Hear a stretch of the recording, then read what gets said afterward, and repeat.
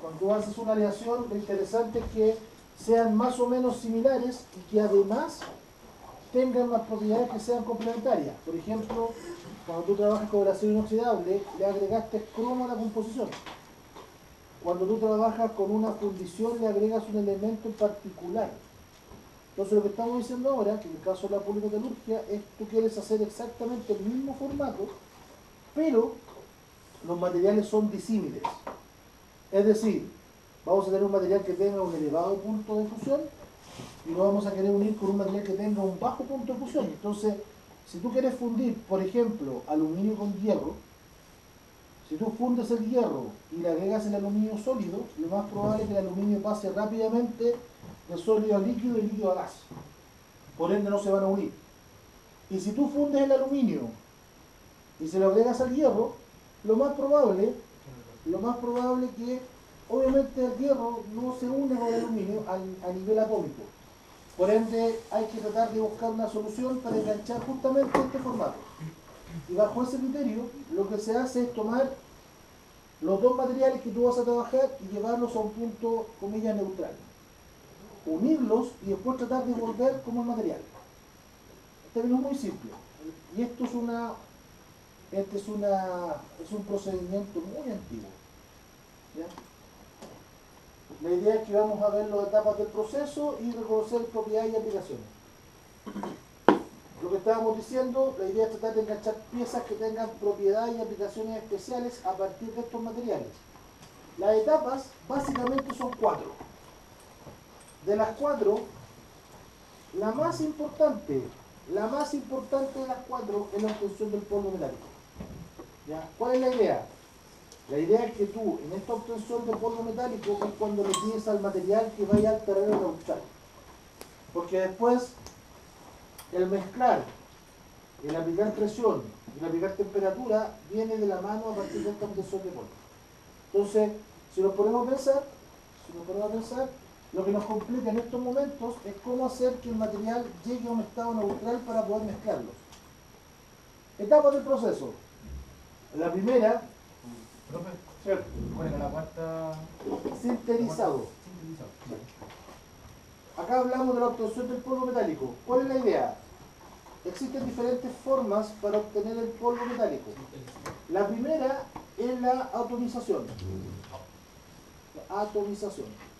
Muy simple. El material se vuelve líquido y después tú haces la colada y abajo le colocas algo que lo enfríe.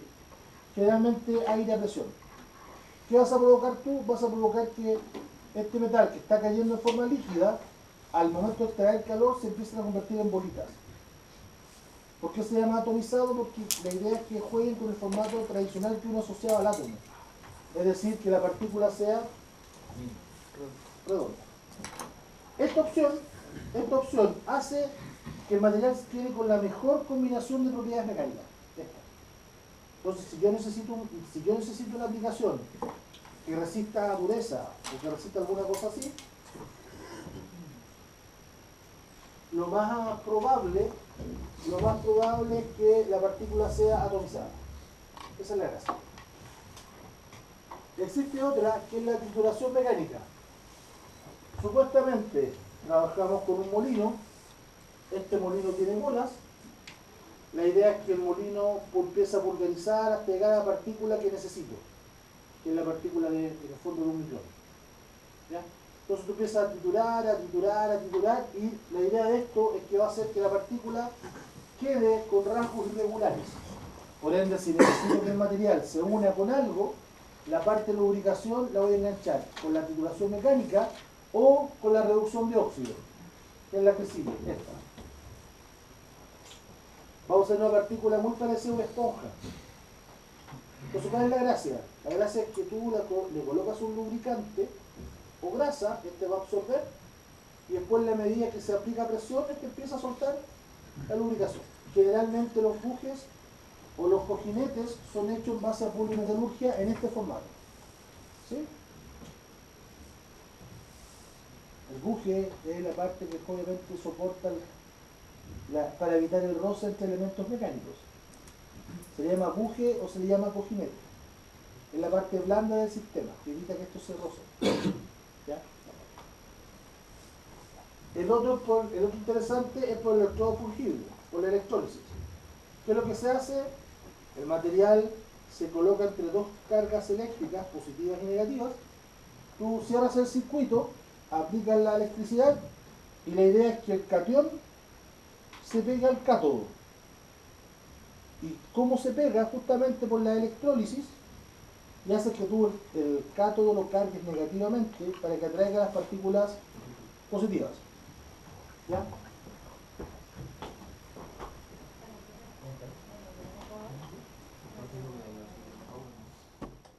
la electrólisis, el material se va a empezar a pegar al cátodo, porque está cargado negativamente, y eso va a hacer que el material quede con escamas, sea una partícula muy pequeña, aumente su pureza.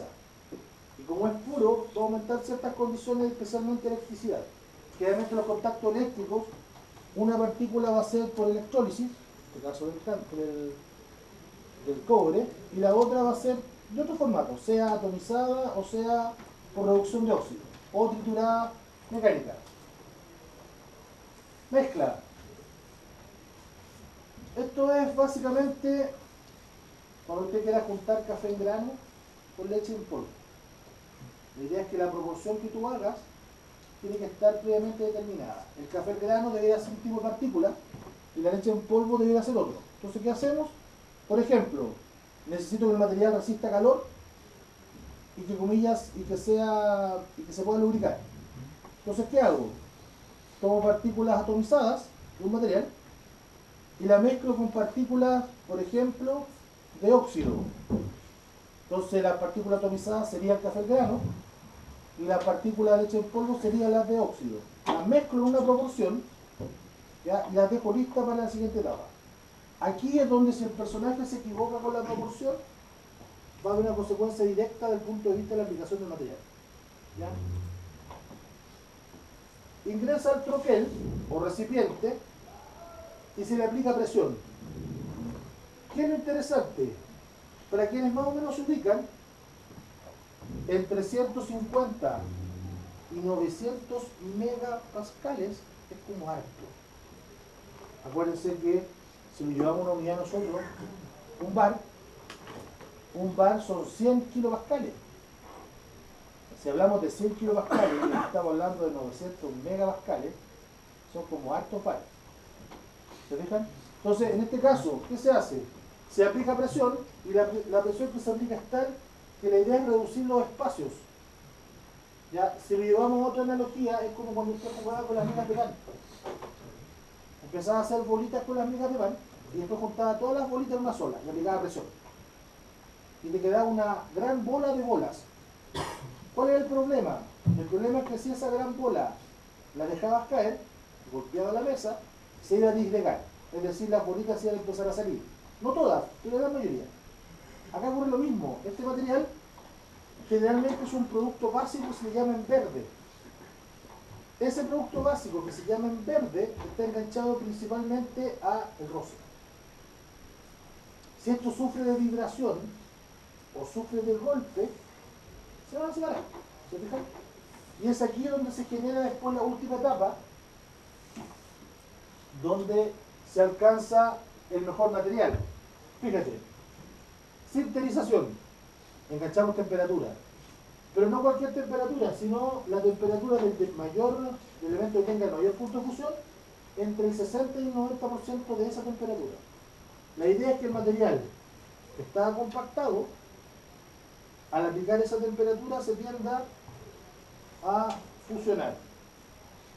No estamos hablando del punto más grande de fusión, sino de un punto entre un 60 y un 90% de ese material. Y con eso provoco que el material se adhiera y tenga la mejor combinación de propiedades mecánicas.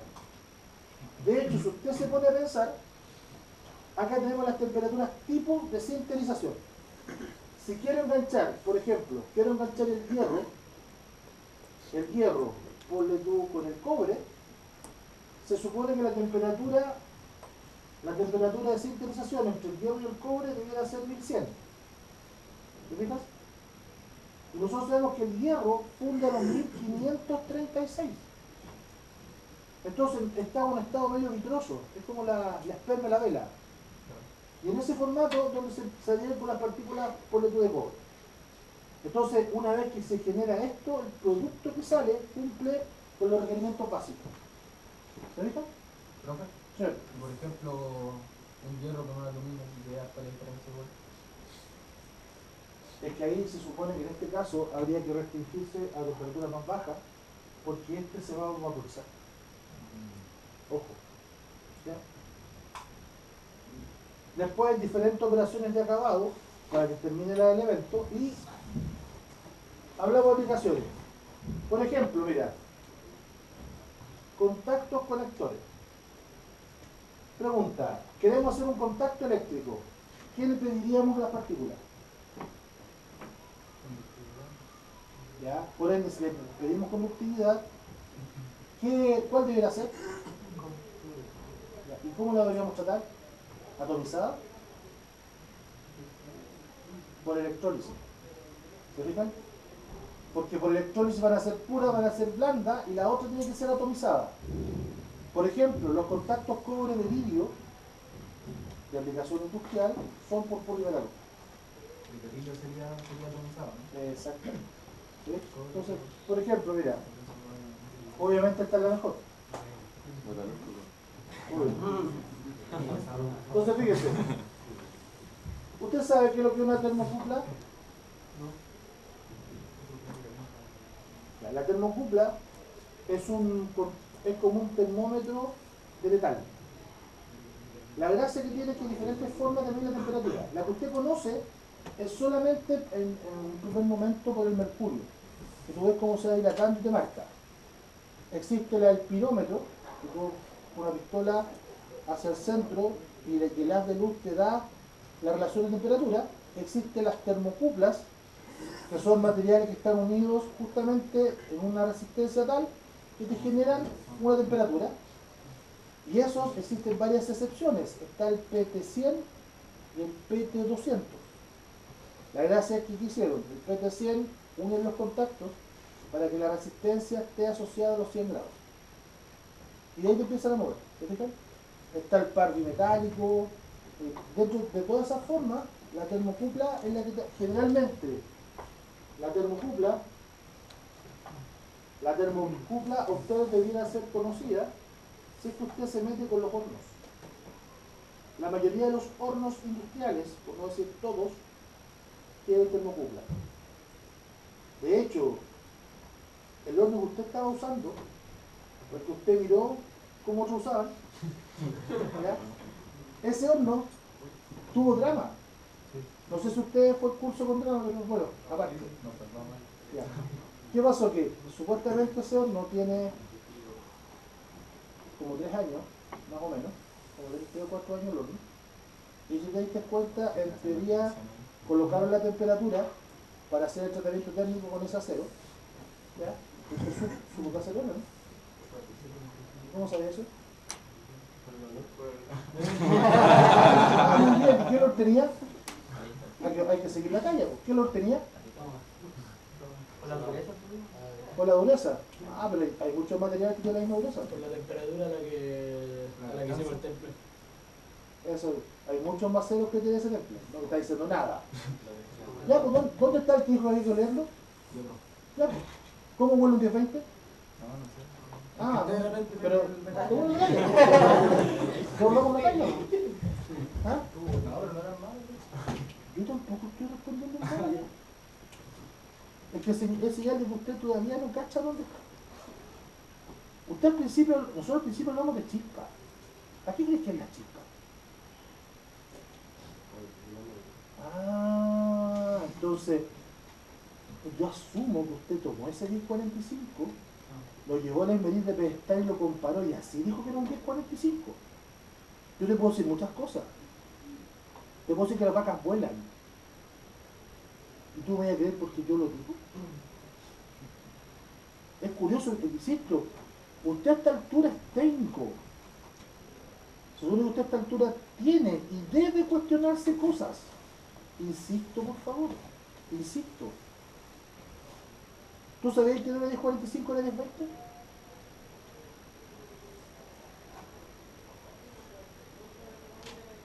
Y le dijeron 1045 y 1045. ¿Quién lo templó en agua? ¿Quién templó el 1045 en agua? Nadie.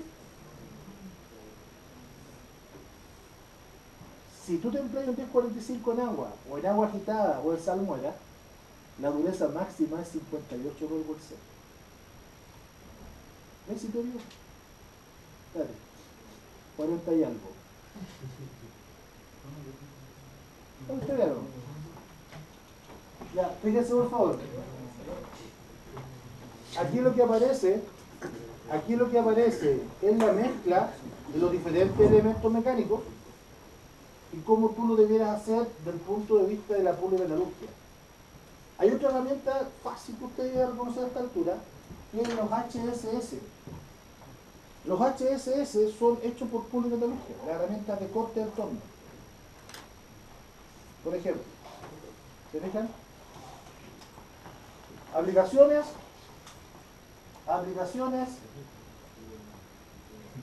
herramienta de cálculo de un seno.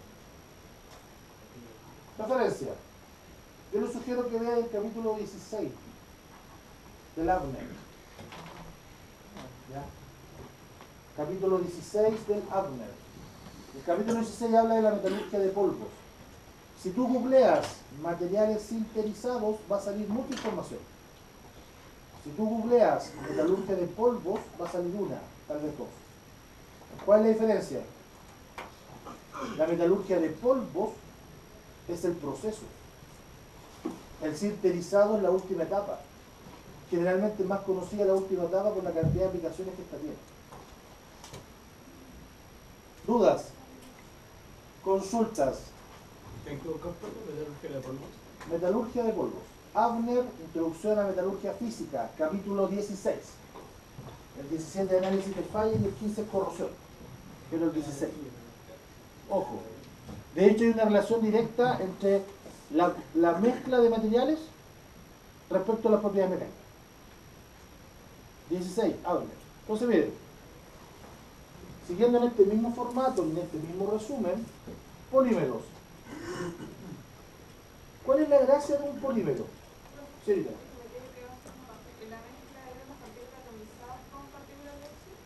por ejemplo, para una herramienta en particular. Por ejemplo, acuérdate que es una combinación entre atomizado,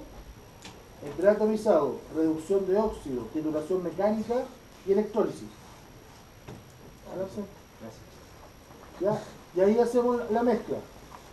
Entonces ahí, por ejemplo, si necesito en el caso de los aceros rápidos, usted mezcla carburo tungsteno y lo va a mezclar principalmente con partículas atomizadas, porque necesitamos que esa herramienta de corte resista alta revolución y resista temperatura, y eso le da el tungsteno. Eso estamos diciendo, ¿ya? Polímeros. Al igual que cierta dupla de los fines de los 90, esta palabra la podemos dividir. La podemos dividir en poli y la podemos dividir en meros. ¿Cuál es la gracia? La primera parte me habla de muchos. Entonces, cuando hablamos de poli, hablamos de muchos. Y la segunda parte, que es mero, me habla de una molécula. Es decir, me habla de un monómero. ¿Cuál es la gracia? La gracia de esta definición es que en el fondo hay que estudiar el monómero. No hay que estudiar el polímero. Porque en el fondo es como si usted repitiera la misma molécula siempre. Como dato freak, esto es muy antiguo. ¿Qué tan antiguo? Se supone que en la época de los mayas trabajaban con una resina. Y esa resina era una elastómero, era caucho. La gracia es que hacían una pelota, jugaban comillas con esa pelota y se supone que el ganador era sacrificado. Porque era un honor que él ganara porque hacía formar parte del equipo de los dioses. Entonces supuestamente si tú seguías vivo porque no eras digno de la selección. A partir de eso, no sé, no es chiste. A partir de eso, supuestamente salieron dos grandes elementos desde el punto de vista natural. Uno es el caucho De hecho, en Brasil, es una de las zonas que tienen mucho cauchal. La savia de este árbol es el que se utiliza, y bajo ese criterio se trabajó como un elastómero. Es decir, es un material que puede resistir y se puede deformar a diferencia de otros materiales. A partir de eso, se dieron cuenta que la parte natural tenía formatos muy parecidos al cauchal, y la parte artificial uno podía fácilmente empezar a armar diferentes materiales a partir de una base. Esa base, petróleo. ¿Por qué hablamos de petróleo derivados? Porque el principal compuesto del petróleo es el carbono y el hidrógeno. Y fíjate que curiosamente el carbono se une con el carbono y una parte se une con el hidrógeno. Y ahí, desde el punto de vista químico, tenemos dos tipos de enlaces covalentes. Por ejemplo, volvemos a nuestra definición. Mira, carbono, carbono, carbono, hidrógeno. Entonces lo que estamos diciendo, que si bien estos enlaces son covalentes, porque el hidrógeno no suelta su electrón, ¿ya? Y el carbono se une entre carbonos para mantener la ley del octeto, formo esta molécula. Por ende, esta molécula debería ser el monómero. Ahí está. ¿Ya? Eso se toma con, o sea, está unido es un CH2, un C0H4. Lo que pasa es que si tú colocas, mira, si tú colocas CH4, estamos hablando de un hidrocarburo. En el petróleo existe el metano, CH4. Aquí lo que estamos diciendo es C2C4. ¿Se fijan? Y en este caso, esta combinación me genera otras propiedades que no, la idea no es engancharlo sino a la combustión, sino a las propiedades mecánicas. Entonces fíjate, esta molécula se repite muchas veces, polímero. Bajo esta definición, casi todos los polímeros se enganchan en este formato. Es decir, vamos a tener personajes cuya molécula se va a repetir y vamos a tener personajes cuya secuencia se va a repetir. ¿Cuál va a ser la gran diferencia? Los que repiten la molécula son los denominados homopolímeros. Los que repiten la molécula son los homopolímeros. Este sería un homopolímero. ¿Por qué? Porque esta molécula se está repitiendo, ¿sí? Y existen otros que hablan de una secuencia. Es decir, molécula, elemento químico o molécula, molécula. ¿Ya? Esa es la gran diferencia. Por ejemplo, carbono, carbono, hidrógenos, hidrógenos, esta molécula es el etileno. Por ende, ¿cómo se llama el polímero? Polietileno. Y si tú te das cuenta, poli siguen siendo muchos, son muchos etilenos. ¿Sí?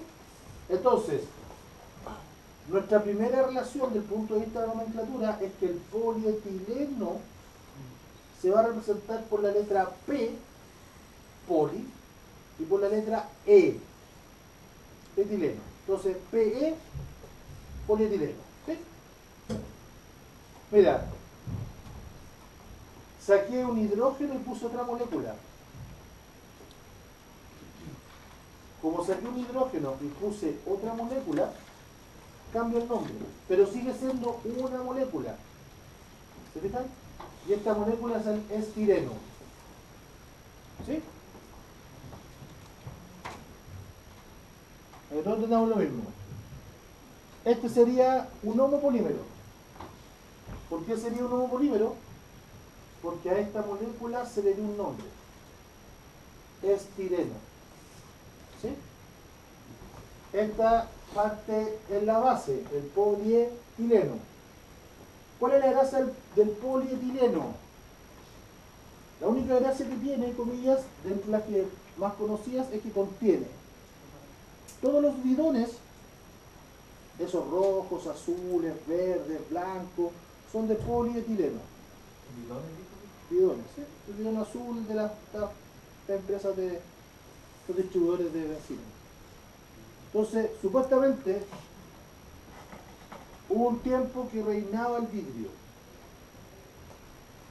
Tú te mandabas a comprar y tú partías a comprar envases de vidrio para diferentes bebidas de fantasía. El problema era cuando te mandaban a comprar muchas.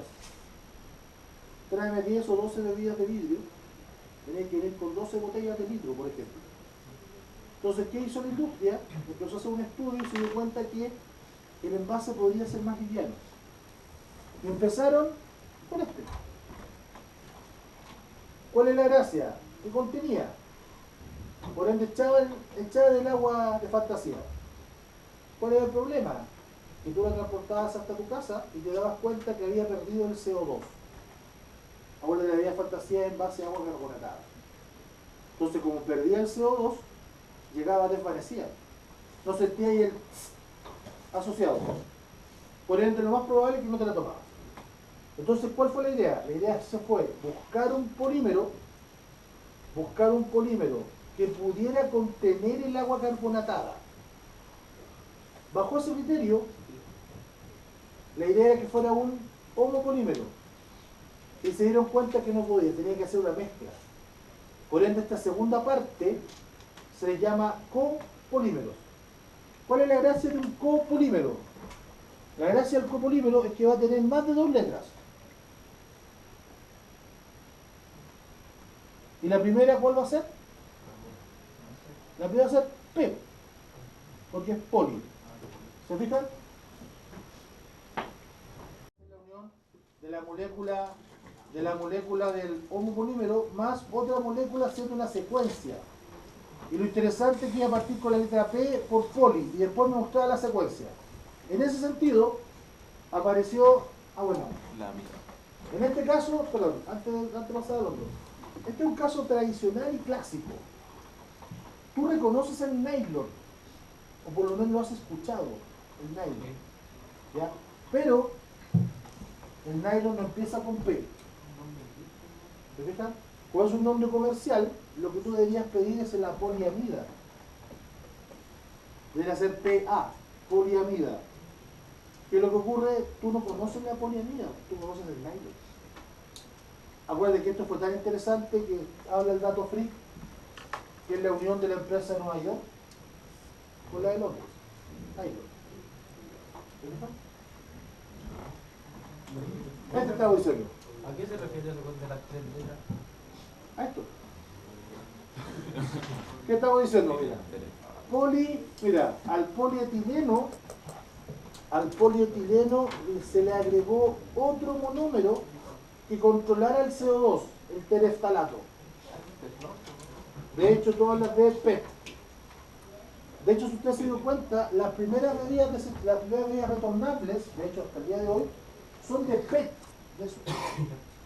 PET. Y de hecho algunos, los que no entendían mucho el sistema, no le ponían retornable, le ponían PET. La bebida que tú reconoces como retornable es esta. Se supone que el tereftalato hizo la gracia de contener en mayor medida el CO2. Por ende, cuando tú hacías el tss, tiene que ver con el tereftalato. Bueno, ahora se dieron cuenta que el envase de vidrio empezó a retornar de nuevo. ¿Ya? De hecho, tú generalmente la bebida empieza a enganchar mal el envase de vidrio. ¿Qué te ocurrió? ¿El plástico está hecho todo esto o no? ¿El plástico está hecho todo esto? Es que supone que el plástico es el nombre peyorativo de todo. Es como, no sé, es como que te digan, oye hombre. Entonces, bajo ese criterio, el polietileno, o sea, el etilíntereftalato, está enganchado principalmente con la contención del CO2, ¿ya? Y no se asuste, no es solamente de memoria, sino para que se dé cuenta que tengo una secuencia de 3 letras, por ende vamos a hablar de un copolímero. Tengo una secuencia de 2 letras, va a ser un homopolímero. Por ejemplo, mira, polietileno, poliestireno, el acetal, el acrílico. ¿Dónde está el otro conocido? Acá está, mira. PVC, ¿cuántas letras usted reconoce? 3. ¿Cuál es el azul? Copolímero. ¿Se fijan? Es decir, al vinil le agregó cloro, cloruro de polivinilo o polivinil clorado. ¿Se fijan? Entonces, bajo ese criterio, van a existir polímeros de más de 2 letras que van a pertenecer a la familia de los copolímeros. ¿Cuál es la gracia? La gracia de la familia de los copolímeros es que esto hace que el crecimiento o el uso de los polímeros en industria sea exponencial. Es decir, es como que el vendedor venga a hablar con usted y le dijera, ¿qué necesita? Mira, necesito un material que sea duro, que sea blando, que sea fucsia, que tenga, ojalá, que pese menos de 2 gramos por centímetro cúbico y que ojalá me hable. Entonces el vendedor se va, vuelve, aquí está. ¿Cómo hizo eso? Empezó a mezclar polímeros. Entonces la industria se va a enganchar a partir de eso. La mezcla de muchos monómeros me dan aplicaciones diversas. Por ejemplo, el caso del PET. ¿Qué pasó después con la industria vitivinícola? El vino. Se dieron cuenta que también los recipientes de vidrio eran muy pesados y empezaron a tratar de mezclar en polímeros. Por eso apareció el chimbombo. De hecho, si tú te das cuenta, lo que menos tiene el fondo el vino es un sucedáneo de algo, más parecido al natural, punto. ¿Te fijáis? Pero no así en las cervezas. ¿Por qué? Porque empezaron a utilizar el mismo sistema del PET, pero se dieron cuenta, y sí es verdad el mito, que tú tomas cerveza en ese vaso plástico y empezáis con una sensación extraña. O te la tomáis, o te la tomáis. Porque si pensáis en hacer otra cosa, no es que se picó, no es que está media oxidada. Entonces, ¿qué quiere decir con eso? Se supone, de hecho ahora último, recién están apareciendo algunos recipientes de plástico, de polímero, pero la gran mayoría mantenía el formato de vidrio y trataban de ser oscuras. ¿Cuál es la gracia? La gracia es que en este caso el rayo ultravioleta mantenía o aceleraba el proceso de la fermentación de la cebada. Por eso que tú no podías tomar cerveza en formato de polímero. ¿Te fijas? Entonces de ahí que todavía aceptar ese proceso. Acuérdate que el hacer cerveza artesanal, los recipientes tienen que ser inoxidables. Algunas cosas podrían ser de polímero. ¿Se fijan? Sí. Bajo este criterio, nosotros hablamos de homopolímero y hablamos de copolímero. Ya, hay una relación directa, mira. Termoplástico, termoestables. La gracia del termoplástico, se ablandan. La gracia del termoestable, se endurecen o se queman. Entonces, ¿cuál es la gracia de esto? Se supone que si tú tienes un polímero, esta unión va a ser de tal forma, en el caso de los termoestables, que si tú aplicas calor, estos no se van a separar. Y sigues aplicando calor, y sigues aplicando calor, y sigues aplicando calor. Y ellos va a llegar un momento que van a preferir, al igual que como los materiales son como la vida, van a existir algunas moléculas que van a preferir morir a separarse. Eso sería un termoestable. Somos pocos, ¿sí? Entonces, en cambio el termoplástico, ¿qué va a pasar con el termoplástico? Al primer cambio de temperatura, la molécula, chao. Entonces, supuestamente, como es termoplástico, la deformación va a ser plástica porque va a ser evidente. Eso es lo que estamos diciendo. Por ejemplo, las bolsas de los supermercados, ya sea que te conoce, o todos los días todos los precios bajos, o siempre te da más, cualquiera de esos, tú, si te dan esa bolsa, por ejemplo, si a ti te invitan a un asado y tú llevas el vestible va a llevar estas bolsas, lo más probable es que mientras tú veas que está funcionando el sistema, es decir, que se está empezando a combustionar el carbón, tú empezás inmediatamente con esa manía típica: carbón, bolsa, carbón, bolsa, carbón, bolsa del carbón. No falla. Entonces, ¿qué va a pasar? Porque te diste cuenta que la bolsa se pasa un rato el olor porque la brocheta es más complicada. Entonces, en ese caso, sí, para la brocheta dentro del carro, sí. No lo hagas. Entonces, ¿qué va a pasar? Cuando tú haces eso, se supone que, fíjate que la bolsa no te da opción. La bolsa se deforma y se quema. No hay ninguna opción, se quema. En cambio, ese envase de recipiente de PET que tú hiciste hervir el agua, échale el agua ahí, a ver qué va a pasar. Ese PET va a empezar de 2,5 litros y va a terminar de 3/4. Eso va a ser señal de que el copolímero frente a la temperatura se va a empezar a complicar. Y hay otros recipientes, mismo formato, que tú primero le echas agua y después los calientas. Y que sí resisten. Eso es curioso. ¿Ya? Y obviamente, lo que pasa es que cualquiera desechable, ya el otro tiene que resistir más. Mira, hablamos de copolímeros, homopolímeros, y estos son los primeros que hablamos. ¿Ya?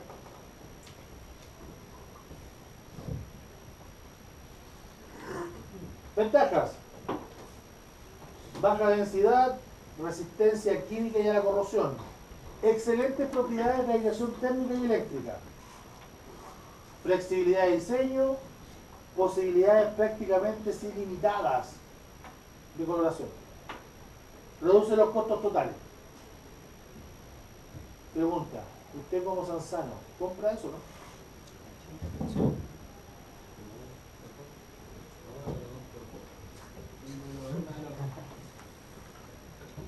Depende para lo que necesite. Ah, ¿no lo huele?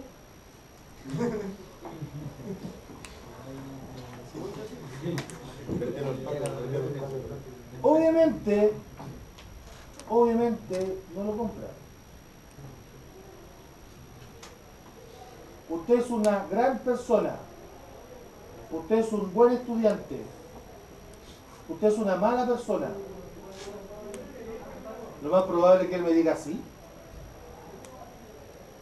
No, pues, acuérdate que cuando te hacen un comentario, tú eres medio complicado con los calificativos. A no ser que te muestren, mira, tú eres una buena persona respecto a esta persona. ¿Te fijas? En cambio, mira, excelentes propiedades. ¿Qué es eso? Mira, gran flexibilidad de diseño. Entonces la pregunta es obvia. ¿Contra quién se están comparando? ¿Contra qué se están comparando? Contra los metales. ¿Te fijas? Estamos comparando, en términos muy simples, estamos comparando a un ser humano con un chita o con un mamut. Con la única diferencia, tal vez, de que son mamíferos. Por algo que usted ya sabe. Los polímeros tienen estructura cristalina. Nosotros hablamos que los polímeros eran BCC o FCC o no. Entonces, ¿cómo podéis comparar? ¿Te fijáis? La única posibilidad de comparar estas cosas que no son comparables es mediante más de una propiedad. Por eso aparecían los diagramas de Ashby. Los diagramas de Ashby a ti te decían, por ejemplo, resistencia a la tracción versus peso. Y ahí podían hacer una comparación. Acá no, acá te están diciendo, mira, gran flexibilidad de diseño. ¿Qué es eso? Obviamente,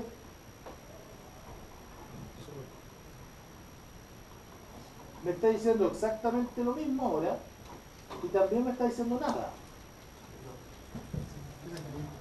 Gran influencia de la temperatura en las propiedades mecánicas. Gran. ¿Qué es eso? ¿Se fijan? Entonces, las ventajas que salen en las propiedades se refieren a las propiedades mecánicas, ¿no? Exacto. Entonces, en este caso, ¿usted qué tiene que hacer? Usted tiene que comparar cosas que sean comparables. Por ejemplo, no, creo que esa. O sea, los datos con números. Mira, necesito un material duro. ¿Cuál me recomiendas? ¿Cuál? No se deforma nada. ¿Cuál me recomiendas? Termostable. Termostable, ¿sí? Sí. No lo compro. No lo compro. Ay, no, Para muestra un botón. Para muestra un botón. Tu neurona más rápida vio deformación, vio esta forma y asumió esfuerzo de formación. Y yo te pedí el más duro. Por ende, en tu estructura mental, este es el más duro. Ese, ¿cierto?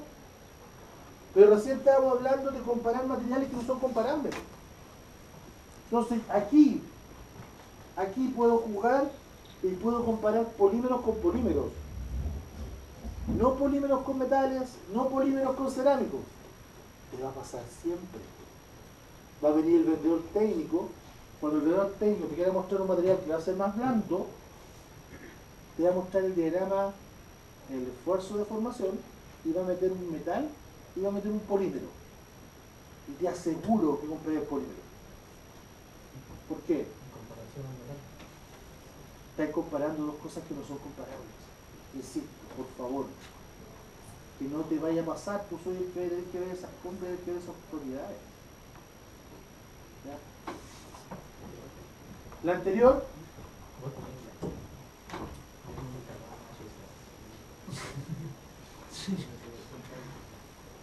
hay una parámetro que uno trabaja que es del grado de cristalinidad. ¿Cuál es la gracia? La gracia del grado de cristalinidad es que el material, hay que ver si el material la forma que tiene la cadena para ver si resiste ciertas propiedades. Acá aparecen diferentes estructuras de polímeros. Hay algunas que son lineales, otras que están en rama, otras que están en red. Y a partir de eso uno debiera empezar a ver cómo es que resiste las propiedades mecánicas. Nos aparece el esfuerzo de formación. Y aquí tenemos una típica tabla propia ad hoc a nosotros. Mira.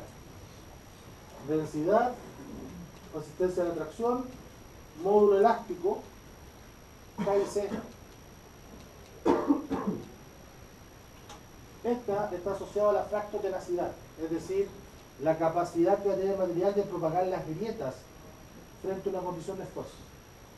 ¿Ya? Y aquí aparece, es tan interesante porque aparecen tres polímeros que usted se podría tender a confundir. El primero es el PTFE.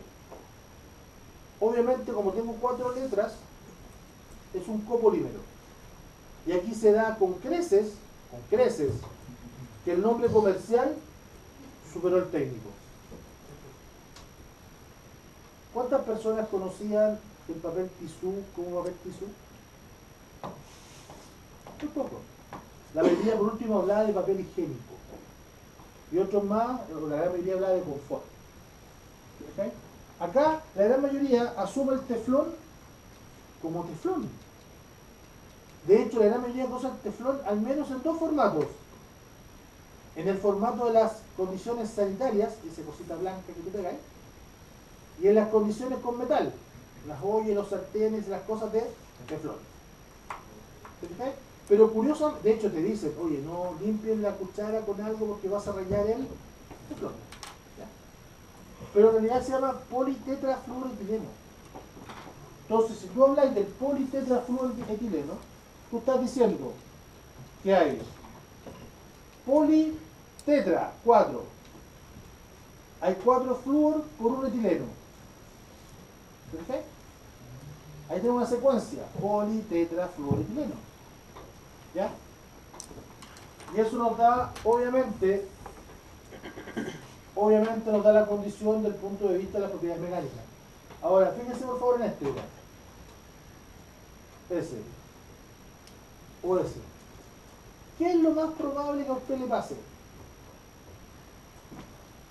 Que usted lea PEAD o PEBD e inmediatamente va a decir copolímero. ¿Por qué copolímero? Porque vi más de 2 letras. ¿Pero qué me está diciendo eso? En realidad es un monómero. La única diferencia fue si tú le agregaste más o menos moléculas. El polietileno de alta densidad y el polietileno de baja densidad. Ojo, por favor. Ya hablamos de esto. Propiedades físicas. Era como de esperarse. Los amorfos tienen un grado de ablandamiento, los cristalinos una transición. Tienen una resistencia limitada, los cristalinos una alta resistencia. Ya, mira.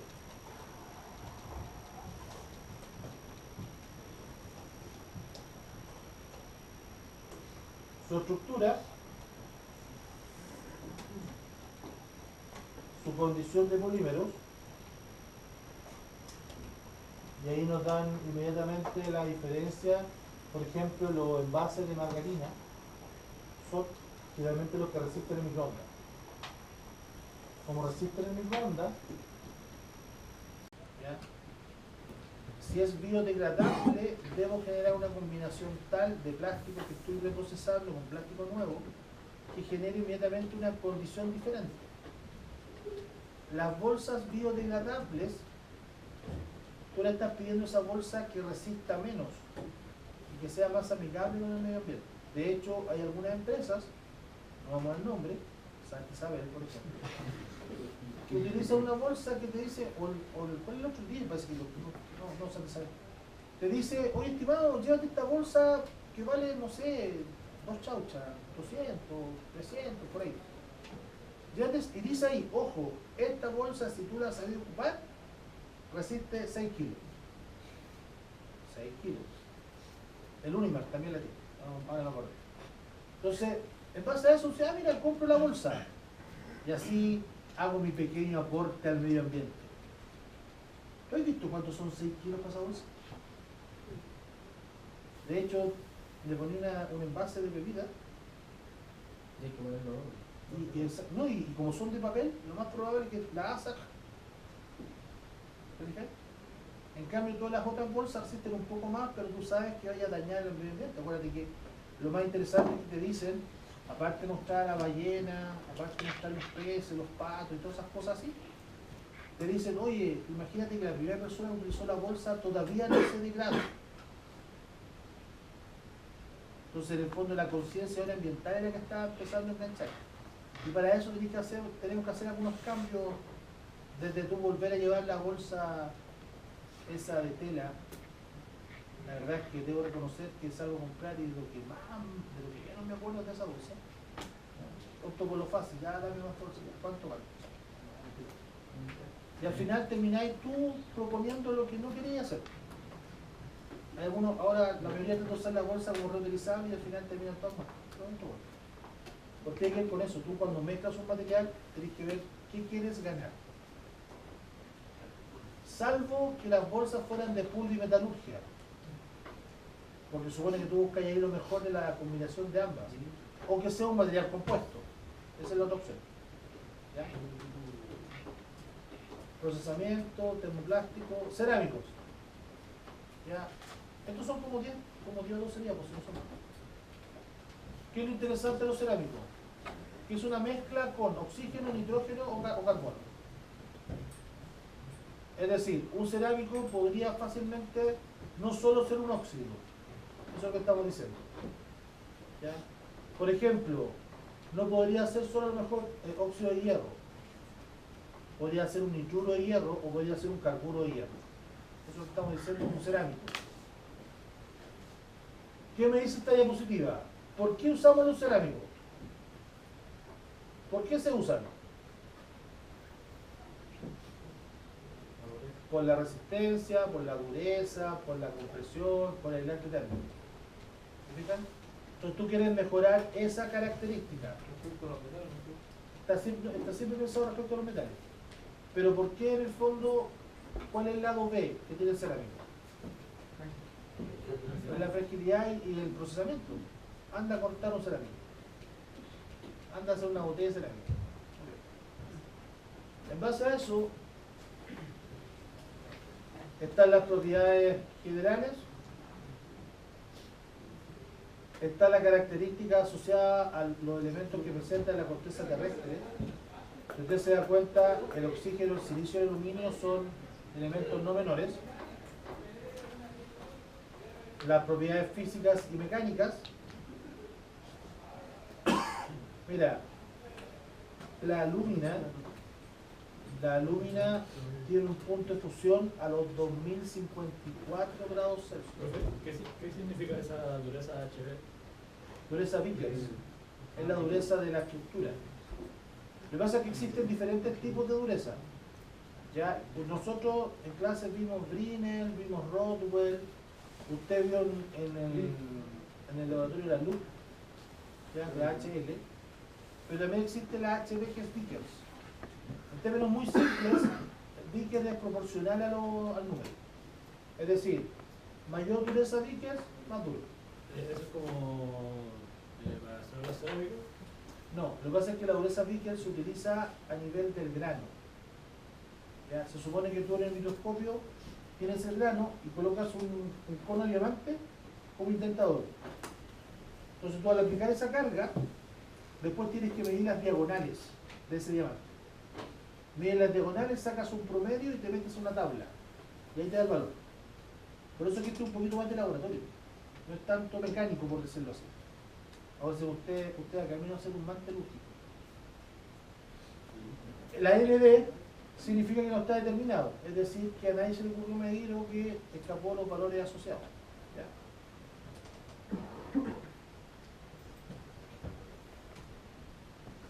¿Ya? La clasificación, el ejemplo. Ahí el ejemplo es clásico. La bujía es un gran ejemplo porque la bujía me muestra la aplicación directa del cerámico.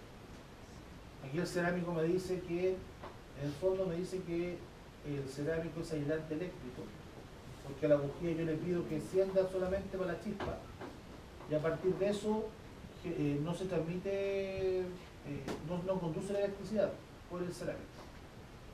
Obviamente tiene elevada dureza. Si usted se va a pelear con otro conductor, tire la bujía. Entonces, ¿qué es un cerámico? Cuando le hacen el cerámico, ¿qué es un cerámico? Porque cuando derivaron del cerámico yo me imagino que... No, son todos son los óxidos, los nitruros y los carburos. Acuérdate que, yo te lo dije, acuérdate los discos de corte, los discos de desbaste, inclusive los esmeriles, son en base cerámico, y ese base cerámico generalmente es o sílice o alumina. Si usted se dio cuenta, en un disco de corte o en el esmeril de pedestal, donde usted hizo la prueba de chispa, de nuevo, chispa, esta rueda tenía un color negro y un color blanco. Esos puntitos blancos que aparecen eran cerámicos. ¿Qué cerámico? Lo más probable es que haya sido aluminio, es decir, óxido de aluminio. El mismo que usted ve en el shower door. Shower door es la cortina, la puerta que reemplaza la cortina del baño. Es un shower door. ¿Ya? Ups. ¿Ya? Incluso la sílice usted la reconoce porque es la arena. ¿Ya? La arena que tú utilizas en los filtros en las piscinas. La arena de la playa. Y como último valor agregado, ¿qué pasa si mezclamos cosas? ¿Ya? Y ahí aparece un material compuesto. Y el caso de material compuesto es cuando tú mezclas un polímero con un cerámico, un metal con un polímero con un metal. ¿Ya? ¿Qué es lo interesante de esta mezcla? Justamente la unión, la adherencia. Ahí tenemos cómo se pueden unir. ¿Ya? Y ahí aparece algo interesante, mira. En los metales hablan de welding.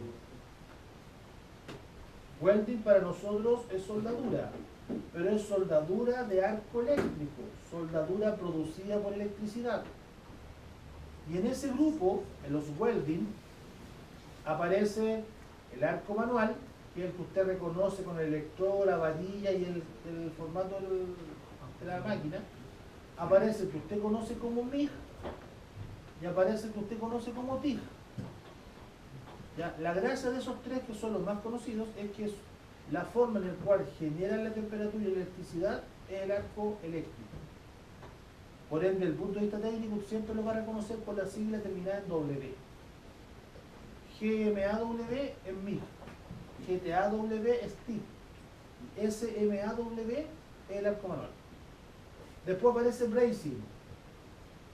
¿Qué es lo que es bracing? Bracing, en términos simples, es la que usted reconoce en su casa cuando va el gaffiter.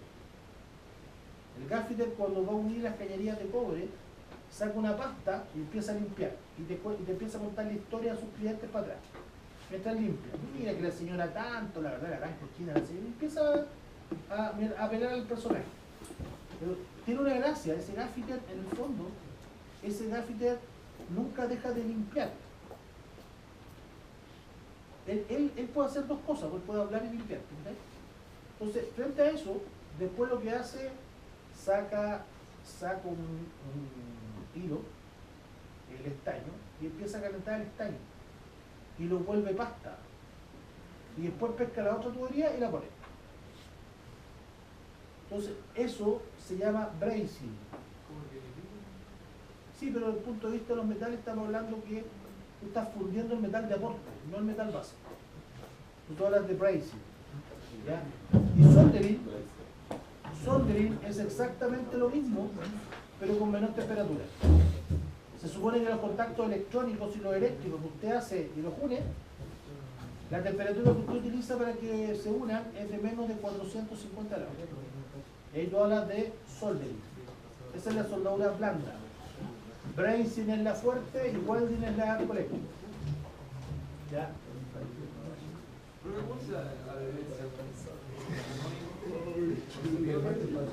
Se puede hacer por mezcla.